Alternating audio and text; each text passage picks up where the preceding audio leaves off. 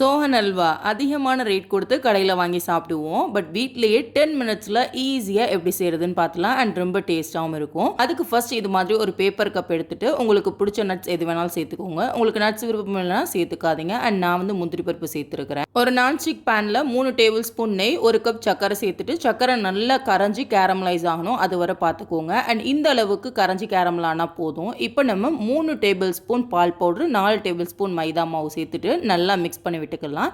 இந்த ப்ராசஸ் கொஞ்சம் ஸ்பீடாக செய்யணும். கைவிடாமல் டக்குன்னு கலந்து விட்டுக்கோங்க. இந்த மாதிரி ஹல்வா கன்சிஸ்டன்சியில் வரும். இதுதான் கரெக்டான ஸ்டேஜ். இந்த டைமில் ஸ்டவ் ஆஃப் பண்ணிவிட்டு நம்ம நெய் தடவி வச்சுருக்கிறோம்ல பேப்பர் கப், அதில் உள்ளே சேர்த்துக்கலாம். இது டக்குன்னு இறுகிரும், மிட்டாய் ரெடி ஆயிரும். ஸோ அதனால் டக்குன்னு இந்த ப்ராசஸை பண்ணணும். அண்ட் ஒரு 15 மினிட்ஸ் வச்சா போதும், சூப்பரான சோஹன் அல்வா ரெடி ஆயிரும். அண்ட் இது நம்ம தான் செஞ்சோமா நம்பவே முடியாது. ஷாப்பில் கிடைக்கிற அதே டேஸ்ட்டோட இருக்கும். என்ன இன்னும் வெயிட் பண்ணிட்டு இருக்கிறீங்க? கண்டிப்பாக ட்ரை பண்ணி பார்த்துட்டு கமெண்ட் பண்ணுங்கள். தேங்க்ஸ் ஃபார் வாட்சிங். டாடா, பாய்.